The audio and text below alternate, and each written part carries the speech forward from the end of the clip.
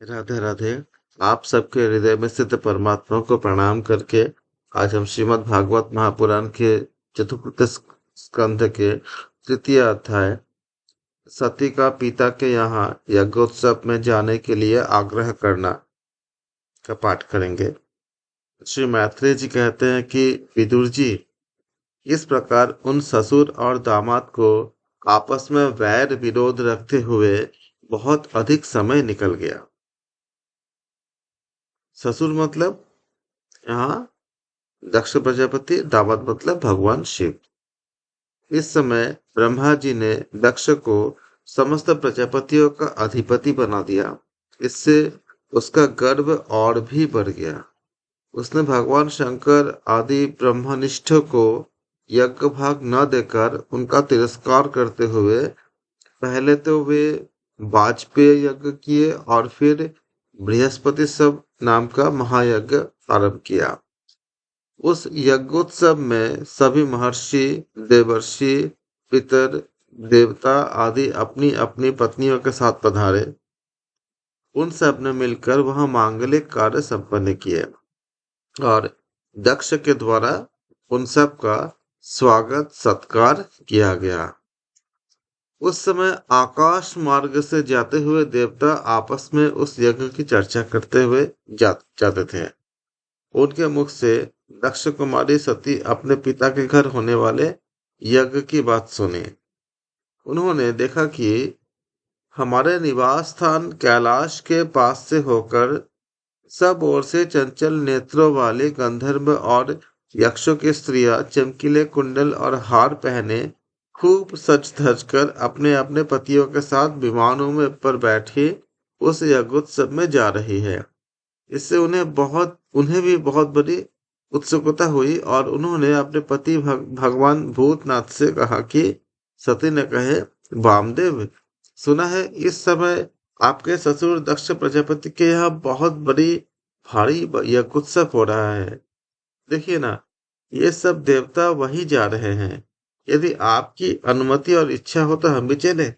इस समय अपने आत्मियों से मिलने के लिए मेरी बहनें भी अपने अपने पतियों के सहित वहां अवश्य आएंगी। तो मैं भी चाहती हूँ कि आपके साथ वहां जाकर माता पिता के दिए हुए गहने, कपड़े आदि और उनको उपहार स्वीकार करो। माता पिता के दिए हुए गहने, कपड़े आदि उपहार को हम स्वीकार करें।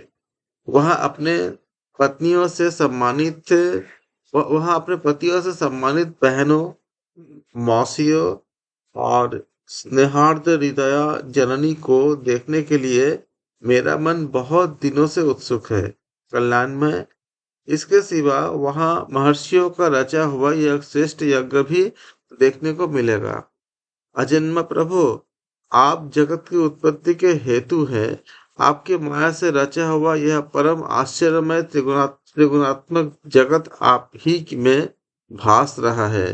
किंतु मैं तो स्त्री स्वभाव होने के कारण आपके अतत्व से अनभिज्ञ और बहुत दीन हूँ। इसलिए इस समय अपनी जन्मभूमि देखने को बहुत उत्सुक हो रही हूँ। जन्म रहित नीलकंठ, देखिए ना, इनमें कितनी ही स्त्रियां तो ऐसी है जिनका दक्ष से कोई संबंध ही नहीं है, फिर भी वे अपने अपने पतियों के सहित खूब सज धज कर झुंड के झुंड वहां जा रही है। वहां जाने वाली इन देवांगनाओं के राजहंस के समान श्वेत विमानों से आकाश मंडल कैसा सुशोभित हो रहा है। सुरश्रेष्ठ, ऐसी अवस्था में अपने पिता के यहाँ उत्सव का समाचार पाकर उसकी बेटी का शरीर उसमें सम्मिलित होने के लिए क्यों न छटपटाएगी। पति, गुरु और माता पिता आदि सुहृदों के यहाँ तो बिना बुलाए भी जा सकते हैं। अतएव आप मुझ पर प्रसन्न हो। आपको मेरी यह इच्छा अवश्य पूरी करनी होगी। आप बड़े करुणामय हैं, तभी तो परम ज्ञानी होकर भी आपने मुझे अपने आधे अंग में स्थान दिए हैं। अब मेरे इस याचना पर ध्यान देकर मुझे अनुग्रहित कीजिए।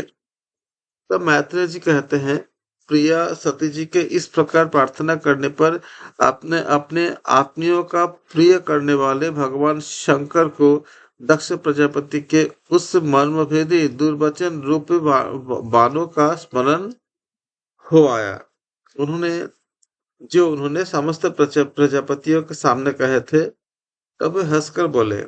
भगवान शंकर ने कहा, सुंदरी, तुमने जो कहा कि अपने बंधुजन के यहाँ बिना बुलाए भी जा सकते हैं, सो तो ठीक है, किंतु ऐसा तभी करना चाहिए जब उनकी दृष्टि अतिशय अतिशय प्रबल देहाभिमान से उत्पन्न हुए मद और क्रोध के कारण द्वेष द्वेष से द्वेष दोष से युक्त न हो, यानी कि द्वेष दोष से युक्त न हो गया हो।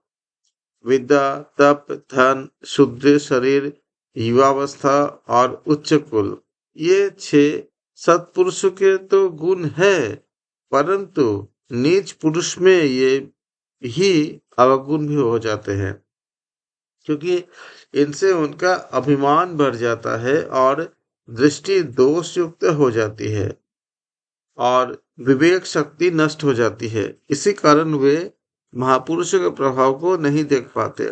इसी से जो अपने यहाँ आए हुए पुरुषों को कुटिल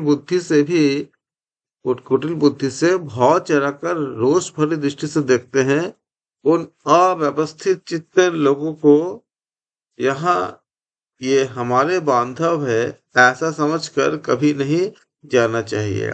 देवी, शत्रुओं के बाणों से बिंध जाने पर भी ऐसा व्यथा नहीं होती जैसा कि कुटिल बुद्धि सज्जनों के ऐसी कुटिल वचनों से होती है।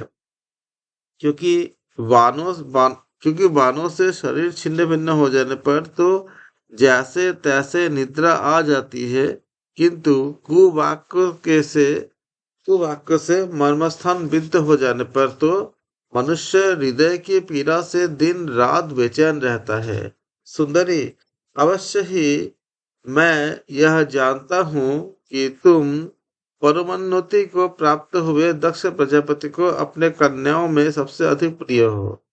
तथापि मेरे आश्रित होने के कारण तुम्हें अपने पिता से मान नहीं मिलेगा, क्योंकि वे मुझसे बहुत संतुष्ट है। जीव के चित्त वृत्ति के साक्षी अहंकार शून्य महापुरुषों की समृद्धि को देखकर जिसके हृदय में संताप और इंद्रियों में व्यथा होती है, वह पुरुष उनके पद को तो सुगमता से प्राप्त कर नहीं सकता। बस दैत्यगण जैसे श्रीहरि से द्वेष मानते हैं, वैसे ही उनसे क्रूरता भी रहता है। सुमध्य में तुम कह सकती हो कि आपने प्रजापतियों की सभा में उनका आदर क्यों नहीं किया। सुमध्य में तुम कह सकती हो कि आपने प्रजापतियों के सभा में उनका आदर क्यों नहीं किया। ये सम्मुख जाना, नम्रता दिखाना, प्रणाम करना आदि क्रियाएं जो लोग व्यवहार में परस्पर की जाती है, तत्व ज्ञानियों के द्वारा बहुत अच्छे ढंग से की जाती है। वे अंतर्यामी रूप से सबके अंतःकरण में स्थित महापुरुष वासुदेव को ही प्रणामादि करते हैं। देहाभिमान जो पुरुष को वो ऐसा नहीं करते। विशुद्ध अंतःकरण का नाम ही वसुदेव है, क्योंकि उसमें भगवान वासुदेव का अपरोक्ष अनुभव होता है। उस सिद्ध चित्त में स्थित इंद्रियातीत भगवान वासुदेव को ही मैं नमस्कार किया करता हूँ। इसलिए प्रिय, जिसने प्रजापतियों के यज्ञ में मेरे द्वारा कोई अपराध न होने पर भी मेरे कुटुंब वाक्य से तिरस्कार किया था, वह दक्ष प्रजापति तुम्हारे शरीर को उत्पन्न करने वाले पिता हैं। तो भी मेरे शत्रु होने के कारण तुम्हें उसे अथवा उसके अनुयायियों को देखने का विचार भी नहीं करना चाहिए। यदि तुम मेरे बात को न मानकर वहां जाओगी तो तुम्हारे लिए अच्छा न होगा, क्योंकि जब किसी प्रतिष्ठित व्यक्ति का अपने आत्मीय जनों के द्वारा अपमान होता है, तब वह तत्काल उसके मृत्यु का कारण हो जाता है। इस प्रकार इस तृतीय अध्याय समाप्त हुए। कल हम चौथा अध्याय, जिसमें सती का अग्नि प्रवेश के बारे में हम पाठ करेंगे। आप सबके हृदय में स्थित परमात्मा को मैं प्रणाम करता हूँ। आप सबका बहुत बहुत धन्यवाद। राधे राधे।